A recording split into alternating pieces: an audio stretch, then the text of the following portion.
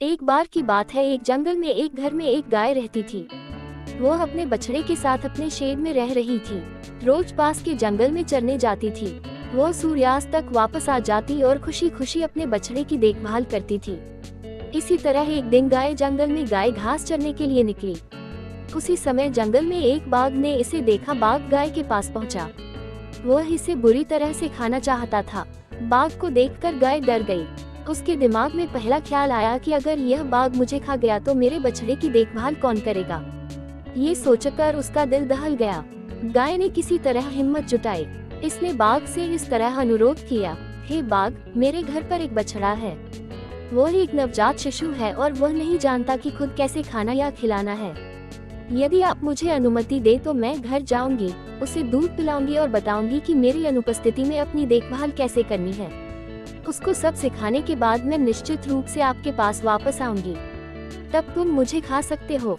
बाघ पूरी तरह से हैरान था। उसने सोचा, कोई जानवर मेरे सामने खड़ा भी नहीं हो सकता जब वह मुझे देखता है। ये गाय मुझसे ईमानदारी से विनती कर रही है। यह अपनी जान से नहीं डरती, बल्कि अपने बछड़े के बारे में सोच रही है। शायद अनुरोध वास्तविक है। ऐसा सोचकर बाघ ने कहा, हे गाय, ठीक है, कृपया घर जाओ और अपने बछड़े को दूध पिलाओ और वापस आ जाओ। लेकिन देर मत करो, मैं यहाँ इंतजार कर रहा हूँ। ये सुनकर गाय बहुत प्रसन्न हुई। उसने बाघ को अपने बछड़े के लिए घर जाने की अनुमति देने के लिए धन्यवाद दिया। वो वापस अपने शेड में गई, अपने बछड़े को चाटा और उसे सहलाया। उसने बछड़े को अपने थन से दूध पिला दिया। गाय ने अपने बछड़े को ये भी समझाया कि उसे माँ की अनुपस्थिति में भी एक अच्छे बच्चे की तरह व्यवहार करना चाहिए। इसने जोर दिया कि बछड़ा मजबूत रहना चाहिए और हर समय सच बोलना चाहिए। इतना कहकर उसने अपने बछड़े को आखिरी बार चूमा और फिर से बाघ के पास लौटने लगी। इस बीच बाघ ने सोचा कि गाय वापस नहीं आएगी। उसने सोचा कि बाघ का भोजन बनने के लिए कौन स्वयं लौटेगा। लेकिन फिर उसने बस अपनी किस्मत की परीक्षा लेने का इंतजार किया।